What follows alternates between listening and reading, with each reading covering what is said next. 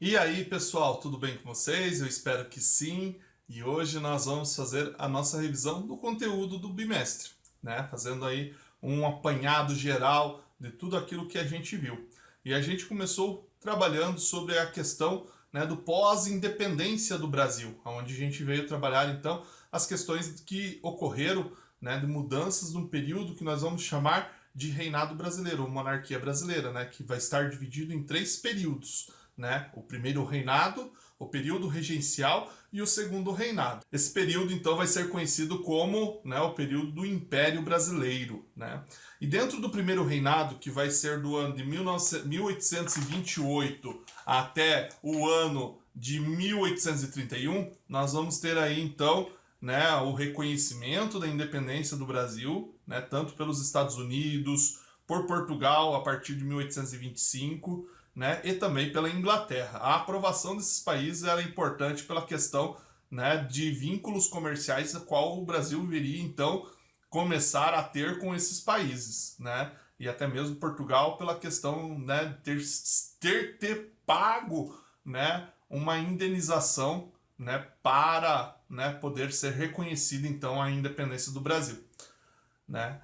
Dentro desse novo contexto, né, nós vamos ter aí, né, diferentes interesses, né, dentro da política brasileira, né, principalmente, né, com grupos que políticos começam a surgir dentro desse período, né, com a questão dos liberais, dos conservadores e aqueles que queriam a manutenção, né, de governantes portugueses dentro do Brasil, né?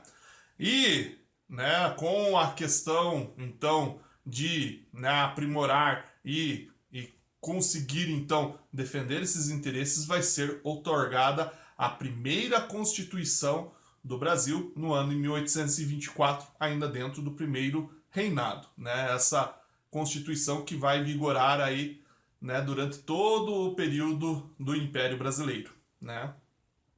Nós vamos ter aí então nessa Constituição, né, uma Constituição que vai ser, né, de certa forma imposta ao povo brasileiro, porque não vai ter a participação, né, da população na criação dessa Constituição e muito menos de uma Assembleia Constituinte, né, porque a Assembleia que vai ser formada, né, cada um queria defender os seus interesses e Dom Pedro I não tinha a intenção de perder, né, os poderes, né, que ele poderia ter dentro do Brasil. Então ele vai achar pessoas que vão criar essa Constituição para ele, né? Aonde vai trazer aí algumas questões como voto censitário e aberto, né? E também a instituição de quatro poderes dentro dessa Constituição, né? O poder executivo, legislativo, judiciário e o poder moderador, que vai ficar então na mão do imperador, né? Dentro também dessa situação que vai ter dentro do país, nós vamos ver aí que a situação econômica do império, né, vai estar fragilizada e também nós vamos ver aí ausências de mudanças significativas, né, onde parece que, né, a elite e o governo queriam a manutenção do que já existia anteriormente, já constituído pelos portugueses, né, quando estava Dom João VI ainda no país, né?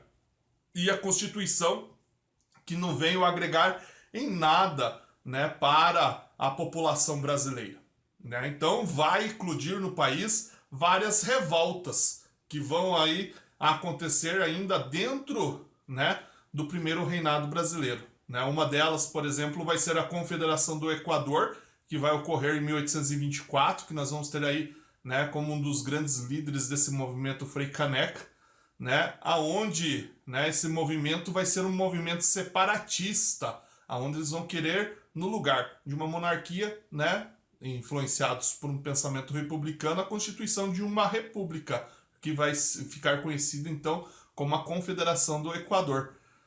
E, é claro, né, dentro de tudo isso, nós vamos começar a perceber, né, que, claro, essa movimentação da Confederação do Equador vai ser rebatida com grande força, então, pelo imperador Dom Pedro I, né, com violência, né, tudo isso, vai ter execução, né, a gente viu tudo isso dentro dessa questão.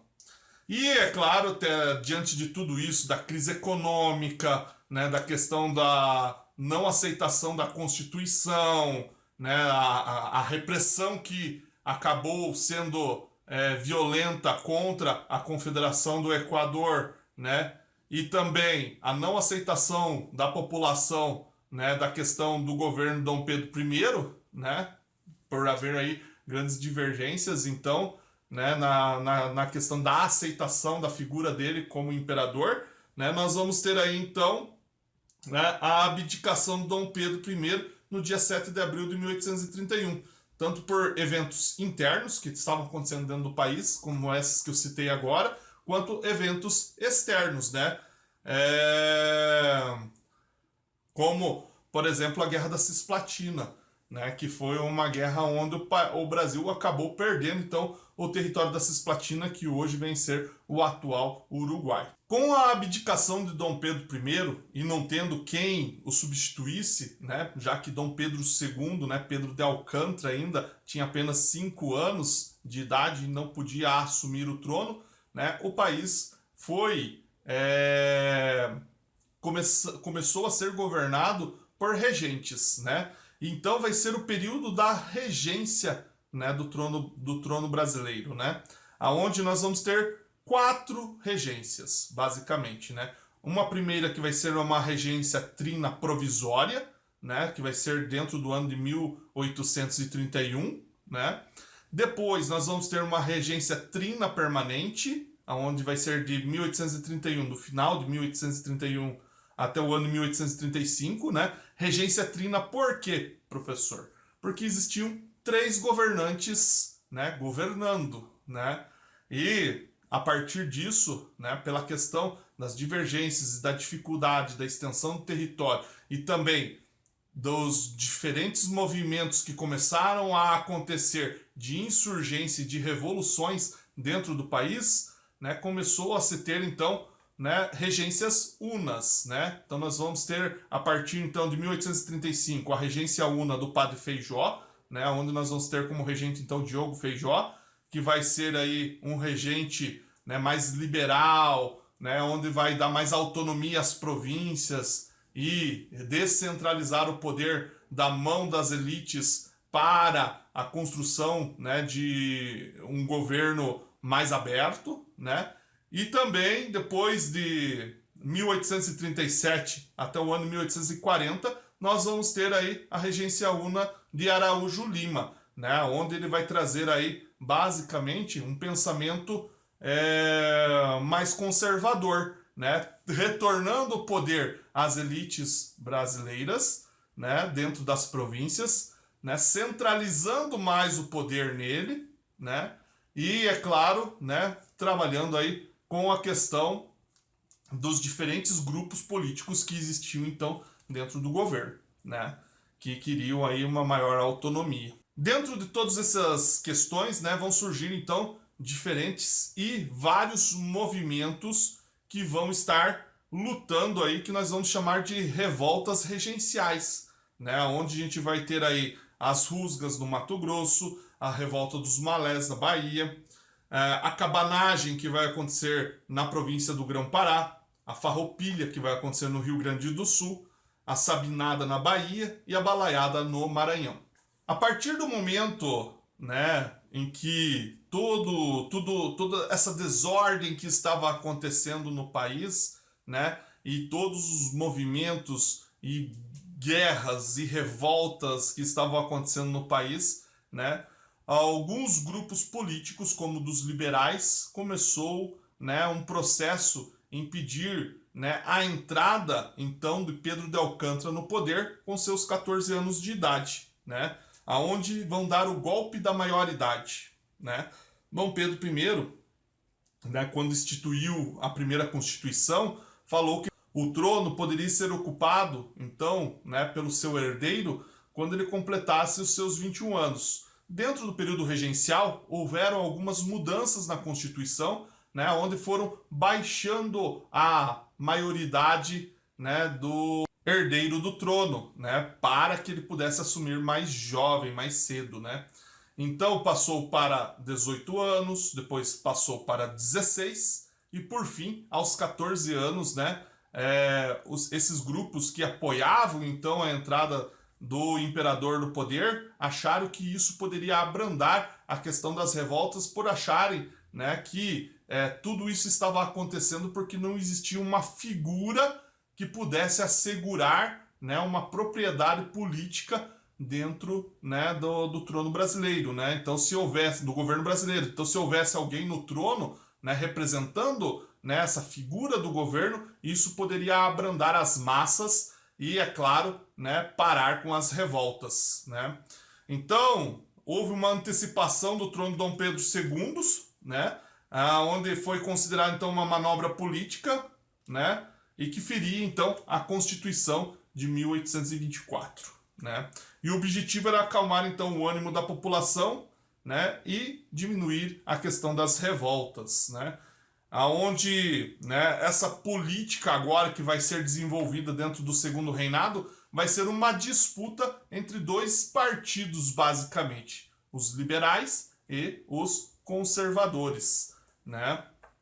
Aonde cada um vai trabalhar aí essa questão, né, de ficar no poder. E Dom Pedro II vai ser alguém que vai ficar equilibrando a balança desses que estão no poder. É claro, em um primeiro momento ele chamou mais os conservadores, né, que gerou grande polêmica, né, e também revoltas dentro do segundo reinado, que foi, por exemplo, a Revolução Praieira, que vai ser desencadeada pelos liberais que haviam ganhado as eleições, mas houve alegação de fraude nessas eleições e quem acabou entrando no poder, então, junto com, né, Dom Pedro II, foi basicamente o grupo dos conservadores, né, que estava então mais próxima, né, dos ideais que ele estava naquele momento desenvolvendo. No ano de 1847, então, vai ser instituído no Brasil, né, uma espécie de parlamentarismo junto à monarquia, né? É claro que vai ser um parlamentarismo diferenciado, vai ser chamado de parlamentarismo às avessas, né? Porque o país, né, de certa forma, queria a manutenção do poder na mão do rei, né? Nós já temos o poder moderador da Constituição, né, onde ele tem aí o poder, né, de ter poder sobre os outros poderes, né? E é claro, né, agora também dentro desse parlamentarismo às avessas, né? Por quê? Porque a forma parlamentar que a gente conhece é a da existência de um rei como uma figura representante do Estado, mas as ações políticas tomadas por um primeiro-ministro. Dentro do Brasil ela é às avessas por quê? Né? O rei não é uma figura representante do Estado, ele é aquele que toma as decisões políticas, né? Por isso que ele vai ser então às avessas, diferente, por exemplo, do parlamentarismo que havia lá na Inglaterra, né, da onde o Brasil copiou, né, para exercer então o parlamentarismo aqui no país. Dentro do segundo reinado também nós vamos ver como característica muito importante o desenvolvimento do café, né? O café que vai ser a nova moeda do momento, né, a nova moeda econômica do país, já que o açúcar, né, com o passar do tempo veio caindo, né, veio apresentando aí um grande déficit econômico para o país, né, devido à grande concorrência com outros países que também trabalhavam aí com a questão, né, da exportação do açúcar, né, e o café veio se apresentar então como um novo, né, produto que ganhou o lugar, né, e seu espaço diante da economia mundial, né, onde o país, né, o Brasil, começou a ser conhecido então como o país do café, né? E também começa nesse período um surto de industrialização, né, graças aos processos, né, onde começou a vinda de mão de obra estrangeira para trabalhar então nos cafezais, né, e que também trouxeram consigo, né, os conhecimentos e as técnicas daqueles que já trabalhavam em indústrias e fábricas, né, na Europa, né? Então os imigrantes que chegaram aqui no país, além de trabalharem dentro das grandes plantações de café que começaram a surgir na região, né, sudeste, hoje conhecida como São Paulo, Norte do Paraná e tal, né, começaram também a desenvolver aí, né, os processos das primeiras indústrias no país, né? E isso começou a fortificar aí o processo do nascimento de pequenas fábricas, também das ferrovias, do transporte marítimo, da iluminação a gás das grandes cidades e também do telégrafo, né? Um dos grandes representantes desse processo, né, industrial, do surto industrial no país, né, foi o Barão de Mauá, né, conhecido como Irineu Evangelista de Souza, né? E que também possibilitou aí, né, o início de uma nova era no país, né? Uma era de transformações e de pequenas mudanças que começavam a acontecer, como o fim do tráfico negreiro, né? Com esse processo imposto, então, né, pela Inglaterra, né, que previa aí o fim, né, do transporte de escravizados da África para as Américas, houve então um processo de melhorias, né, nessas questões que agradavam os grupos que eram a favor do abolicionismo da escravidão no país. Nós vamos ver alguns fatores externos no país que vão gerar aí, né, basicamente, né, o fim da monarquia brasileira, que vai começar a dar origem a uma crise.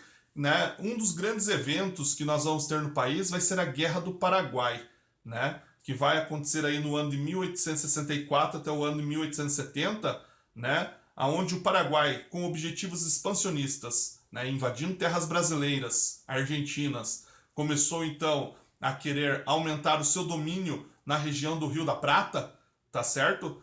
Eles, né, o Brasil, né, junto com a Argentina e o Uruguai, vão formar uma tríplice aliança para lutar então contra o governo paraguaio, né, onde o Brasil vai terminar, né, a guerra com vitória, né, capturando então o governante Solano Lopes dentro do Paraguai e, né, dando fim então à guerra. Nesse processo da Guerra do Paraguai, né, a gente vai ver aí muitos escravizados lutando em meio, né, à guerra, né, representando seus senhores, né, dentro dessa guerra, né, com a promessa de quando voltassem para o Brasil seriam libertados. Né? O que acabou acontecendo é que eles voltaram aos grilhões, muitos desses escravizados, né, não sendo libertados. E é claro, né, fatores internos do país começaram então a desfavorecer, né, então, o governo, né, da representatividade por um monarca brasileiro, né, onde nós vamos ter aí então o final, né, desse processo, né, com, né, revolta dos militares, né, que tiveram aproximação com ideias republicanas, né, durante o período da guerra com o Paraguai, né, que trouxe então vários fatores aí para, né, o início de uma república no país, né, através de um golpe militar, que nós vamos ver que vai culminar na Primeira República Brasileira, né, que vai ser assunto para o próximo bimestre. Também vamos ver aí, né, as questões abolicionistas, né, dos grupos que queriam então, né, a libertação dos escravos, né, dos escravizados, onde Dom Pedro II, ao passar do tempo, foi aos poucos cortando a escravidão do Brasil, né? Começou lá com a lei Eusébio de Queiroz, depois a lei do ventre livre, a lei dos sexagenários e por fim a lei áurea, né? Que dava então a independência, né? A liberdade total aos escravizados no Brasil. E por fim a questão religiosa, né? A questão da maçonaria, né? Que estava então sendo condenada pela Igreja Católica e aonde Dom Pedro II, né, fez vistas grossas, não quis aceitar, né, o ultimato papal, né, que dava excomunhão a quem fosse, né, maçom nessa época, né? Então, basicamente, né, a igreja que existia no país começou a não mais apoiar, né, o imperador brasileiro por essas questões de ter ido contra, né, as ordens do Papa. Né? Tudo isso vai então culminar, né, no fim do segundo reinado e com a expulsão, né, de Dom Pedro II do país. Mas isso nós vamos ver basicamente, né, com o início da República na nossa próxima aula. Depois, pessoal, a gente trabalhou também outras questões, né, como as ideologias que aconteceram dentro do período, né, do século XIX. Né? Várias ideologias começaram a surgir, como o liberalismo, o socialismo, né, o socialismo dividido aí em socialismo utópico e o socialismo científico tendo como um grande representante Karl Marx, né? A questão do liberalismo aí defendido por Adam Smith, né? E também Thomas Malthus, né? Aonde vão trabalhar essa questão então do liberalismo, né? E também o anarquismo, né? Onde a gente vai ter aí como um grande representante, né? Que fala sobre o anarquismo Bakunin, né? E o nacionalismo, né? Principalmente aí com as questões do Congresso de Viena, né? Que tinha como os principais ideais a reformulação do mapa político da Europa e a organização de uma política após a derrota de Napoleão Bonaparte, né? Aonde nós vamos ver aí vários fatores que vão contribuir, né, para o período do imperialismo brasileiro, onde os países, né, da Europa, né, a fim de movimentar a economia industrial que havia dentro dos seus países, né, vão começar então, né, a dividir países da onde eles poderiam retirar matéria-prima para levar para suas indústrias e transformá-las em produtos para converter esses produtos em produtos para venda final aos seus clientes, que eram as próprias pessoas da onde eles retiravam então, né, a matéria-prima, né? E isso vai acontecer de uma forma aonde esses países europeus vão começar a explorar esses países da África e da Ásia, né? Aqui, né, na questão da América Latina, nós vamos ter uma grande presença imperialista dos Estados Unidos, intervindo na política existente, então, dentro desses países. E, por fim, nós vamos ver a questão da La Belle Époque, né? O que é isso, professor, né? A Bela Época foi um período que vai ser contado aí a partir de 1870 até o ano de 1914, né? Onde nós vamos ver aí que vai ser um período de paz e de progresso material, graças à questão da evolução, né, da Revolução Industrial, né? Ou seja, a primeira Revolução Industrial que vai acontecer lá no ano de 1760, depois, né, a expansão de uma segunda Revolução Industrial no ano de 1860, 50, né? E tudo isso causando grandes transformações no espaço urbano, na produção dos bens de consumo, nos meios de transporte, comunicação. Tudo isso vai ser uma era de auge, né? Principalmente na Europa, aonde a industrialização começou a se desenvolver, né, fantasticamente muito bem, né?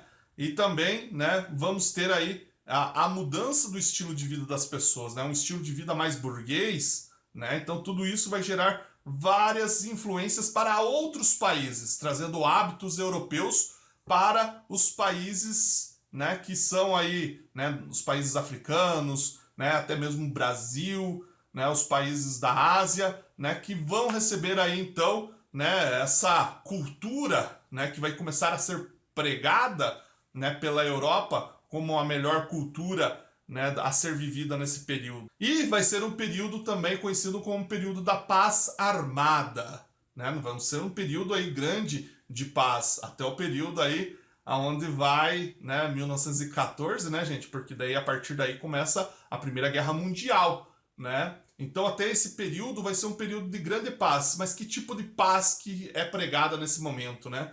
Uma paz marcada por acordos e alianças entre as potências europeias, né? Então os países começaram a se armar, fazer uma corrida armamentista, né? E a rivalizar, né? Quem seria o mais forte, mais poderoso, com mais armas, né? E isso, claro, causava uma tensão entre esses países, né? Fazendo com que então houvesse, né, uma visão de uma paz, né, mas marcada aí pelo medo, né, de se esbarrar com o vizinho e não saber como ele iria reagir ou como ele estava armado, né? Armado que eu digo em questão de promover realmente, né, de querer promover guerra. Não que não houve guerras também nesse período, houveram algumas desavenças ou outras ali, né? Mas esse período é marcado por um período de grande paz, né? Não havendo guerra entre grandes potências, vamos dizer assim, né? Nessa época, as potências, né, maiores que existiam eram Inglaterra, França, né, os Estados Unidos também se desenvolvendo muito nesse período, né? E, né, a Alemanha também, né, com um grande crescimento industrial e econômico nesse período. Beleza, pessoal? Né, se tornou grande essa revisão, era muito conteúdo, né, para a gente trabalhar aí. Né, nós fizemos um resumão mesmo aqui para poder englobar todos os assuntos, né, e eu espero que vocês possam ir bem, né, na avaliação de vocês. E não esqueçam de ver aqui na descrição desse vídeo, pessoal, né, que está disponível ali um formulário com um questionário de revisão para vocês aprimorarem aí a visão de vocês sobre esse conteúdo, né, aonde vai direcionar aí vocês, então, para temas específicos para serem estudados. Tá ok? Então não deixem de fazer e vale nota, né? Então façam com capricho e eu espero vocês na nossa próxima aula. Até logo e tchau!